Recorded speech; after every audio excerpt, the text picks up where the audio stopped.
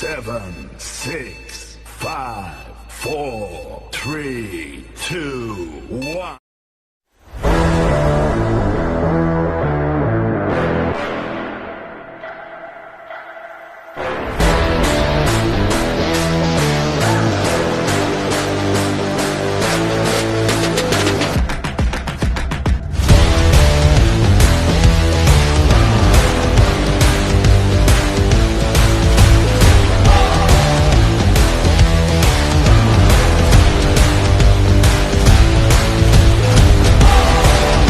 Aujourd'hui, podcast spécial LNH, c'est parti, bonne écoute à tous.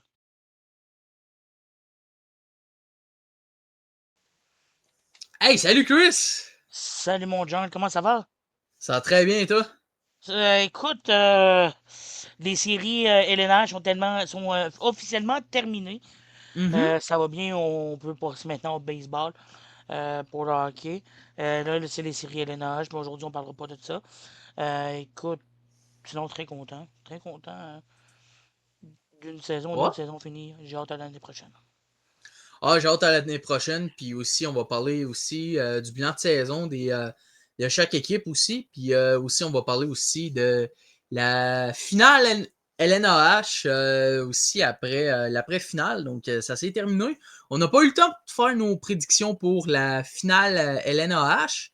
Mais finalement, on va être bon pour faire l'après-match LNAH. Donc, la partie finale. Donc, Écoute, si tu me permets d'entrée de jeu là, pour la coupe, euh, la coupe cette année, les Pétroliers de Laval ne l'ont pas volé cette saison, terminant champion de la saison régulière, ont terminé champion du côté de Saint-Hyacinthe, alors qu'ils ont remporté la finale en 4 petits matchs. Ils ont sorti le balai encore une fois, là. Je crois que Laval, pour être honnête avec toi, ont mérité ce championnat-là. mhm. Ont été forts tout le long des séries éliminatoires. Finir par 4 matchs, une finale, c'est rare. Mais je lève mon chapeau à la troupe de Lucien Paquette et de M. Pelletier, l'entraîneur. Donc, non, pour vrai, Laval ont été forts cette année. Les grands joueurs, on va en parler là, tantôt là, dans le bilan, là. Ouais, effectivement. Puis sûrement, surtout que Laval est une très grosse organisation aussi cette année. Ça a été toute une équipe aussi. Moi, je m'attendais même pas à ce que ils sortent le bataillon en 4 matchs. Je m'attendais même que le bataillon allait lui donner du fil à retordre parce que le bataillon était quand même une bonne équipe, une équipe très intéressante. Mais finalement, Laval a réussi à sortir les balais en 4 puis a éliminé le bataillon pas mal plus facilement que les 3L et le Marquis. Fait que c'est vraiment incroyable. Tu sais, c'est intéressant aussi de parler ça en 4 petits matchs. Écoute, je pense qu'il n'y a jamais une équipe qui a vécu ça dans la LNH en finale, surtout en 4 matchs. Donc, tu sais, c'est un grand record pour eux, là. Je pense qu'on peut lever le chapeau là, pour eux, là. Ouais. Fait que on va commencer par parler du bilan de saison de chaque équipe. Puis ça va être genre l'après-saison, les attentes. Fait que on va commencer par les pétroliers de Laval. Je vais te laisser Hmm. commencer par y aller. Écoute, je pense que les Pétroliers Laval ont, comme que on a mentionné, là, finissant premier de la Ligue, 25 victoires, 11 défaites pour 50 points. Aucune défaite en prolongation en dessous des barrages. Écoute, je pense qu'une Laval, ça a été une saison en haute émotion. C'est pas juste les gardiens de but ni les joueurs, mais je pense que c'est la troupe aussi là, de Pierre Pelletier et de Lucien Paquet. Tu sais. Je pense que c'est eux autres qui ont joué un rôle clé dans l'équipe, ainsi que les gros gardiens, les gros noms là, à Laval. Là, je pense surtout à un ancien des Lions de Trois-Rivières, Jonathan Joannette. Sinon, Anthony Deluca qui a très bien performé durant la saison régulière ainsi que en, en séries éliminatoires. Bref. Sinon, avec toutes les acquisitions qu'ils sont allés chercher, cette saison-là. Je pense surtout en Patrick Bordelot, un grand homme de 6 pieds quelques, qui est capable de patiner, même sa grandeur, puis malgré que son âge aussi. Un grand vétéran qui a joué dans la Ligue nationale avec la Balance Colorado. Écoute, je pense, non, pour Laval, on fait des bons moves cette saison. Puis, il méritait là, la champion de saison, puis le championnat là, cette année. Là. Ouais, effectivement. Puis, ben honnêtement, moi, ce que je pense des pétroliers de Laval, moi, c'est sûr que je m'attendais à du hockey très intéressant, surtout qu'ils ont fini premier.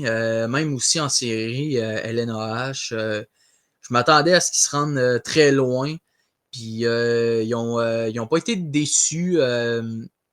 Ils ont pas déçu la LNAH. Puis ils ont prouvé qu'ils ont été très dominants suite à tout ça. Puis c'est ça ce que c'est. Là.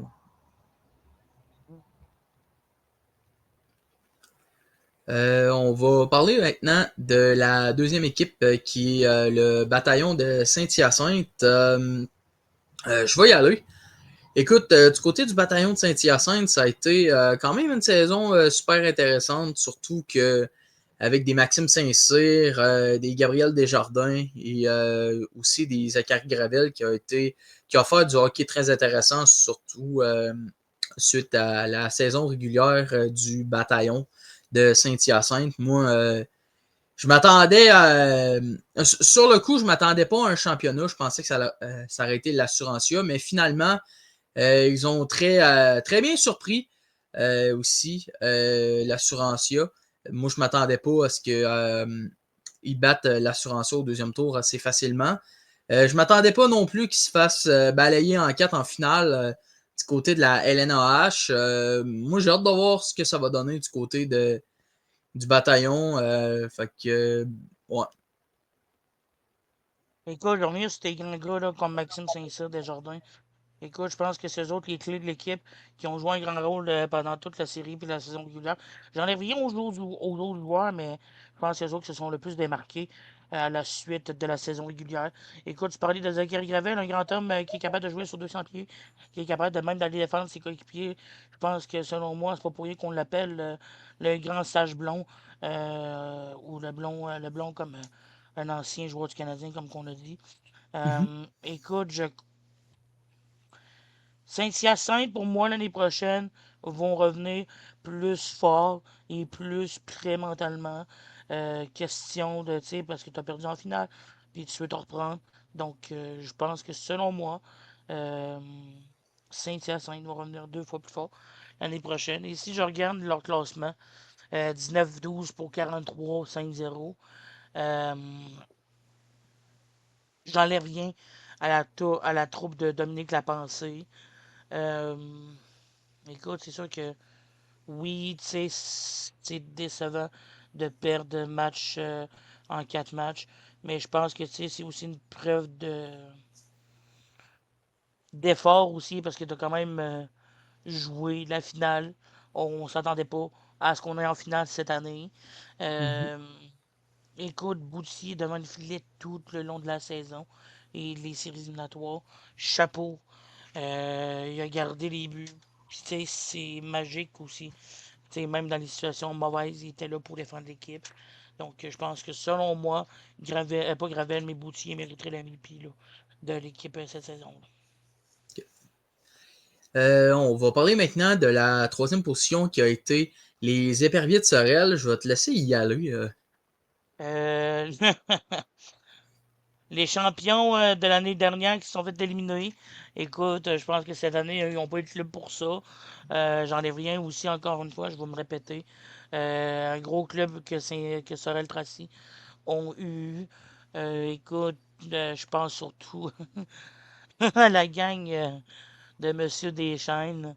Euh, Écoute, le gardien de but des Rosiers, Marc-Antoine Géna, un ancien qu'on avait justement à Québec, mais qu'on l'a échangé aussi. Puis, tu sais, avec toutes les acquisitions qu'ils ont faites, ils sont dans la bonne voie. Ils sont dans la bonne voie pour l'année prochaine. Donc, je leur souhaite bon été.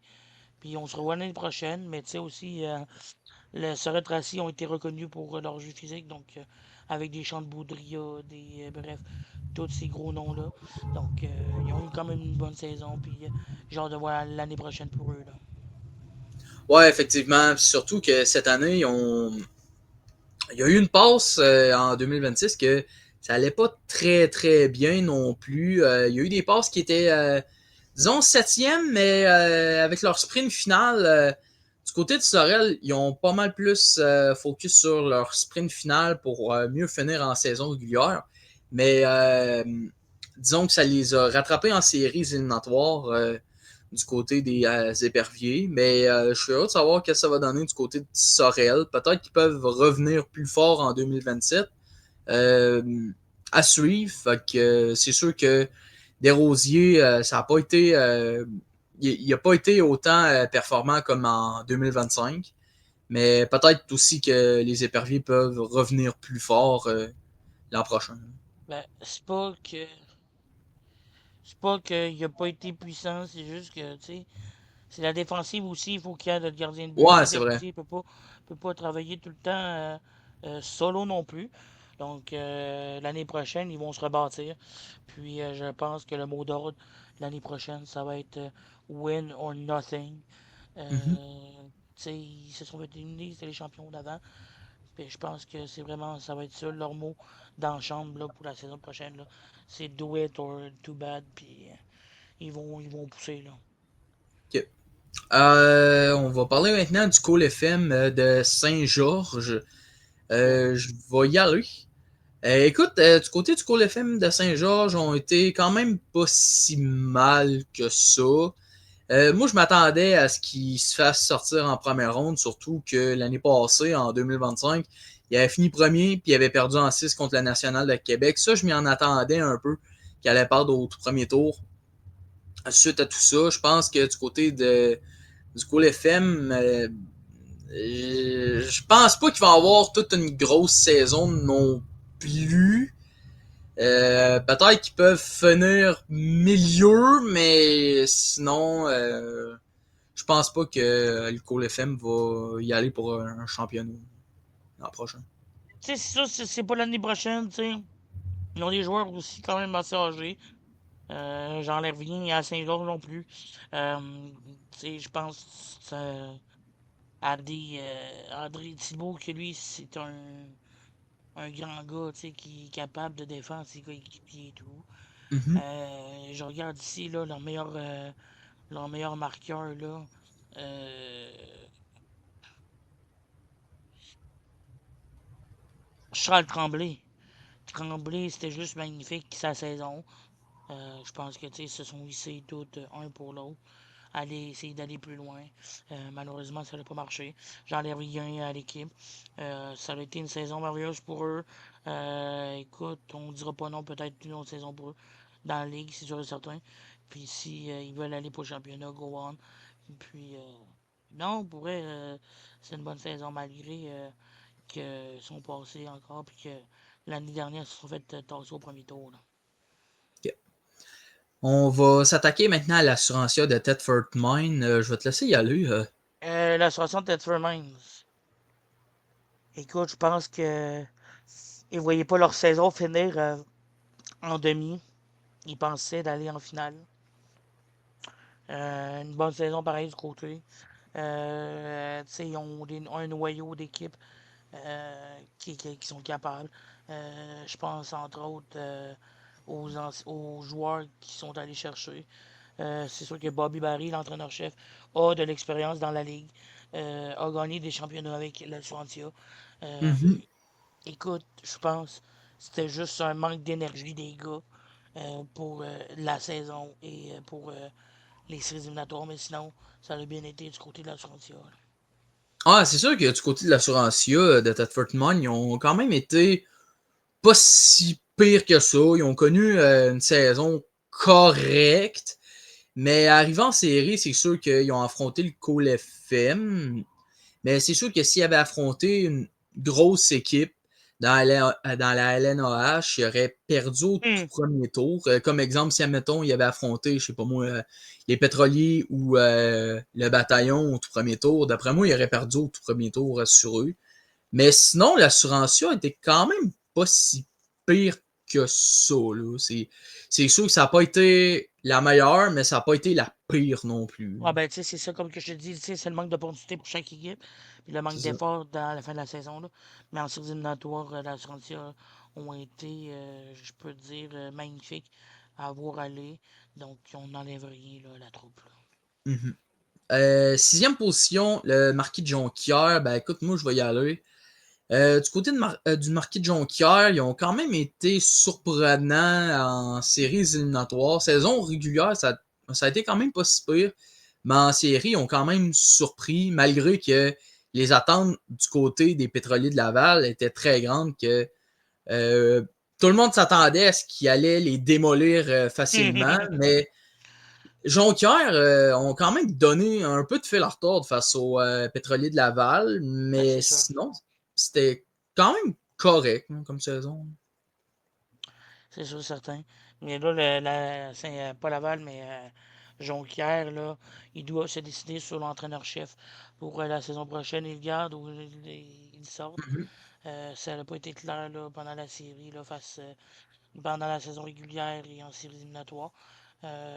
C'est Jonquière, j'ai hâte de voir l'année prochaine là, qui va rester, qui va partir. Mais je pense ces derniers Jonquière ont été surprenants comparé à l'année dernière. Une autre saison là, qu'on peut juste dire chapeau là, pour eux. Là. Ok. Prochain équipe, on va parler maintenant du National de Québec. Je vais te laisser y aller. Une saison, une défaite crève-cœur en séries éliminatoires. On se voyait pas contre le bataillon en 7 matchs. Écoute, justement, finir ça là-bas. Je pense que c'est une saison qu'on peut dire fierté aussi. C'est juste notre deuxième saison dans les. Euh, écoute, on est juste fiers du résultat de qu'est-ce qui s'est passé avec les boys. Puis, tu sais, on a une chimie incroyable. Tu sais, je suis arrivé en milieu de saison comme bénévole. Avec les boys, j'ai une chimie extraordinaire. Tous les boys sont là pour toi. Les présidents aussi. Je leur dis salut présentement s'ils écoutent. Écoute, en série, c'était ça. T'sais, on n'avait pas des joueurs réguliers. On avait tout le temps des joueurs blessés. On me calait souvent du backup. T'sais, quand c'est rendu que le coach en chef doit patiner parce que t'as pas assez de joueurs, puis que le coach en chef, lui, il a mal au dos, mais il continue à jouer pareil. Ça, c'est une vraie équipe. Ça, c'est une chimie d'équipe. Et tu vois que l'entraîneur-chef est là pour les gars. Malgré ses blessures et tout. Euh, je lève mon chapeau à Alex Picard et sa troupe, Steve Duchesne et Steven Delille pour la saison régulière et euh, en fait pour toute l'année. Euh, j'ai hâte de voir l'année prochaine le Québec, voir qui qu'on va avoir. Là, le draft est dans pas long, là, quelques semaines, quelques mois. Bref, euh, j'ai hâte de voir qui qu'on va aller chercher, qui qu'on va garder. Mais Québec, je crois que la solution clé pour Québec, c'est d'avoir des joueurs qui vont être là temps plein. Pas un match sur 14 non plus. Là.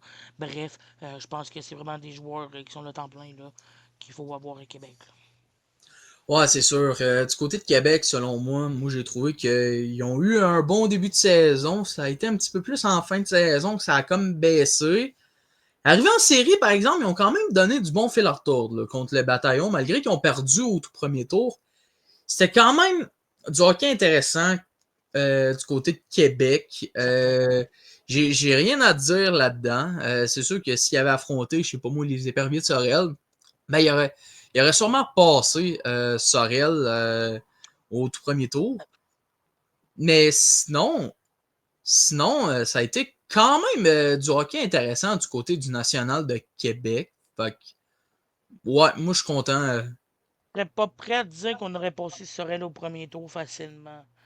Je Ouais, pense que ça ça aurait pas aurait été. été aussi en 7 matchs contre le bataillon. Mais sinon, là, si je peux acheter vite fait, là, les trios de défenseurs, je pense que ça va être amélioré pour l'année prochaine. Tu sais. En cours de match, ils changent les trios, tu sais, ça marche pas non plus.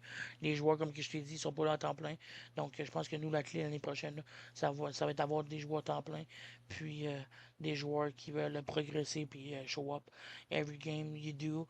Puis, je pense que ça va être ça, là, le mot-clé. Ok. Et puis, on va terminer avec la dernière position, les Hum, 3L de Rivière-du-Loup. ça, Je vais y je aller. vais te laisser y aller parce que je veux entendre tes commentaires là-dessus et après j'irai. Là. Ok, ben écoute, c'est sûr que du côté des 3L, selon moi, c'était une saison à oublier. C'est sûr que t'as pas connu une grosse saison du côté de cette organisation-là. Je peux comprendre aussi que cette équipe-là était brûlée après deux finales consécutives.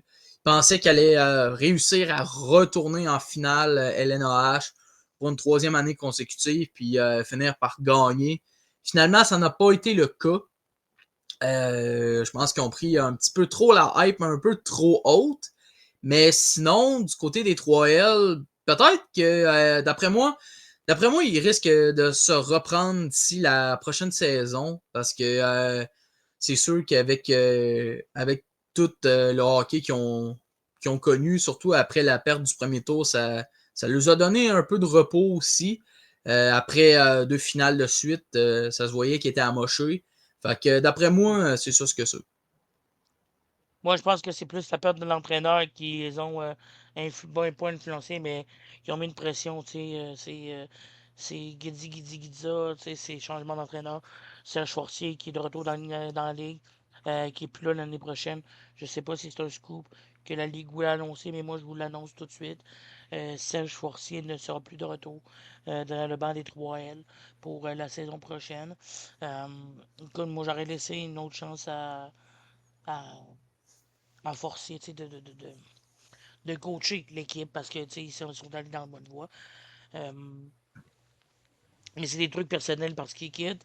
Donc, non, mais tu sais, Rivière-du-Loup, je crois que c'est une saison à oublier avec la perte de l'entraîneur-chef, le congédiement. Je pense que ça les a affectés de perdre leur entraîneur-chef, Eric Haley, que je salue présentement. Eric Euh, que, Haller, hein? que Eric, c'est un bon coach. Là, il est de retour back home avec le Seigneur dans le 3A, avec Trois-Rivières. Donc, je salue présentement ce dernier. Et je veux lui dire félicitations malgré l'ambigu avec l'équipe et son congédiement. Je veux dire félicitations malgré le tout. Euh, Si je reviens sur les stats de Rivière-du-Loup, 12-21, c'était pas loin du National de Québec. On avait plus de points que Rivière-du-Loup. Je regarde ici là, la troupe de Foncier, puis Dubé, là, tu sais, Yannick Riendo, un ancien du national. Vous avez des Olivier Hans, des Casey Kuczewski, des Louis Dumais, des Benjamin Gagné, Samuel Italien. Euh, Bref, je pourrais quasiment tout te nommer. Le line-up au grand complet. Euh, mais je pourrais pas. Puis vos gardiens de but, tu sais, je peux pas rien enlever à mon petit Pierre Roy. C'est deux grands, excellents gardiens qui ont joué du hockey haut. Puis, tu sais, même si c'est une saison oubliée, les boys vont être là l'année prochaine. Donc, j'ai hâte de voir l'année prochaine, vraiment. Voir si je pourrais miser un 2 piastres maintenant, l'année prochaine, champion de la saison régulière, je mettrai le bataillon de Saint-Hyacinthe, malheureusement, Ok. et Rivière-du-Loup, qui vont passer la première ronde l'année prochaine. Ok. Suite à tout ça, on va faire nos prédictions du classement général. Pour le moment, j'avoue que c'est un petit peu tôt, mais on va faire ça Oh comme, boy. disons, comme update pour aujourd'hui. On va commencer huitième position. Je vais te laisser y aller. Tu mets quelle équipe? Le coup FM. Ok. Le coup FM parce que cette année, ils n'ont pas eu l'ordre de jouer en équipe. Donc, ça jouait tout individuellement. Puis, ça papitait. Puis, ça parlait ça glace. Puis, c'est pas pour rien que ça s'est battu avec la Ferrière. Puis, Thibaut. Donc, je pense qu'avec le mauvais comportement qu'ils ont, ils vont finir dernier. Fait que désolé pour ça. Écoute, moi, je vais être honnête avec toi. Moi, je vais avec le Cole FM aussi. D'après moi, je pense que ils n'auront pas une grosse saison du côté du Cole FM de Saint-Georges. Je pense que c'est sûr qu'avec le noyau vieillissant, avec l'équipe, disons qu'ils savent pas où est-ce qu'ils s'en vont du côté du Cole FM. Moi, perso, je les mets 8e. 7e position, je vais y aller. Puis personnellement, j'ai envie d'y aller avec le Marquis de Jonquière. Le Marquis de Jonquière peuvent connaître une saison pas si pire, mais je pense qu'ils vont baisser d'après moi d'une coche. Mais ils connaîtront pas une grosse saison, mais une meilleure que le Cole FM. D'après moi, je mets le Marquis 7e. OK.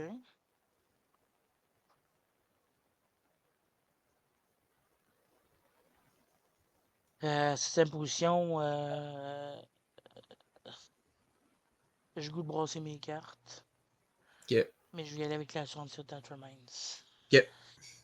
Écoute, une saison qui ont eu peur, donc je pense que l'année prochaine, si ça continue comme ça ils vont descendre. Mais je veux pas les voir comme ça, donc ça va être ça pour eux. Okay. 6e, je vais te laisser y aller. Les Marquis de Jonquière, avec la troupe qu'ils ont eue et avec les acquisitions, je pense qu'ils sont capables d'aller chercher plus haut. Donc, je pense que les Marquis de Jonquière là, vont rester à la même position là, où ils étaient présentement. Okay. Moi, 6e position, moi, je vais avec l'assurancier de Thetford Mine. D'après moi, ils vont baisser. Ils sont en train de baisser aussi. D'après moi, ils vont dépasser le Marquis de Jonquière, mais par quelques points. Mais c'est ça ce que c'est. Moi, je pense que d'après moi, Thetford Mine, ils connaîtront pas vraiment de succès d'un playoff en 2027. Je les vois pas gagner un championnat. Fait que d'après moi, Thetford Mine finit 6e. On va s'attaquer pour la 5e position. Écoute, moi je vais être honnête avec toi. Moi je vais avec les éperviers de Sorel.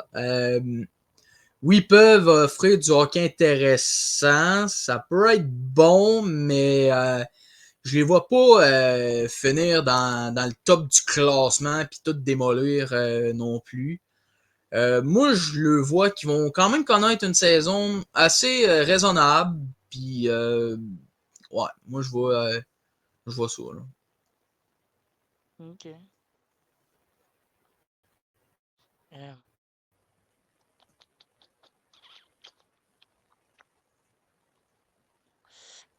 Pour être honnête, là, je ne sais pas. Je pense, Okay. là, ça va être simple pour moi. Je vais aller avec Sorel aussi. Okay. Je vais y aller avec Sorel à cette position-là. Tu sais, Sorel ont joué du gros hockey, mais je pense que l'année prochaine, s'ils veulent continuer à jouer du gros hockey, il va falloir qu'ils s'unissent un avec l'autre. Donc, j'ai hâte de voir. Là. Okay. Je vais te laisser pour la 4e position. Quatrième position, je sais qu'ils ont eu une saison décevante cette année, mais les trois de Rivière-du-Loup, j'ai pas le choix de les mettre quatrième position. Je pense que l'année prochaine, ils vont ressortir en force, puis aller chercher les auditoires qui manquaient cette saison. Donc, en quatrième position, les 3L, le 3L en fait, avec la troupe, là, je pense qu'ils se sont battus là, pour cette saison. Puis ils vont avoir l'année prochaine de recommencer à patiner. Fait que je pense qu'ils vont être meilleurs l'année prochaine. Okay. Ben écoute, moi pour la 4e position, je vais y aller avec le National de Québec. Ils peuvent offrir une saison super intéressante. Je pense qu'ils vont se battre pour la 3e position. Mais vers la fin de la saison, ils vont finir 4e. Mais ça risque d'être serré entre le National de Québec et l'équipe qui, selon moi, va finir 3e dans le classement LNAH. Fait que ils peuvent aussi offrir du hockey intéressant. Surtout qu'ils ont ils ont une équipe super intéressante. Fait que ouais. C'est ça ce que c'est. Pour la 3e position, là, j'y vais avec les 3L de Rivière-du-Loup. L'année passée, on a connu une saison assez décevante. C'était une saison oubliée. Je pense que, d'après moi, en 2027, ils vont connaître une meilleure saison. Disons que ça va quand même monter en flèche. Mais c'est sûr qu'ils vont se battre entre le National de Québec pour soit la 3e position ou la 4e position. Sinon, Rivière-du-Loup va offrir du hockey très intéressant suite à tout ça. Fait que, ouais, moi je vais avec les 3L pour la 3e position.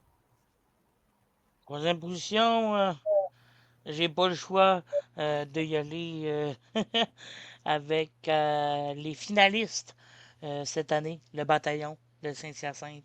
Saint-Hyacinthe, on est vrai du.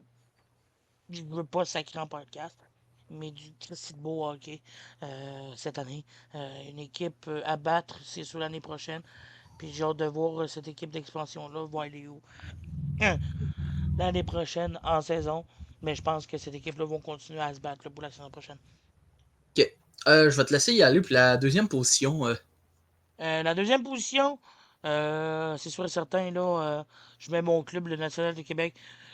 Ouais, ils ont vécu toute une saison, malgré les blessures et le manque de joueurs et d'opportunisme. Mais je crois, personnellement, ils sont capables d'aller chercher plus que ça.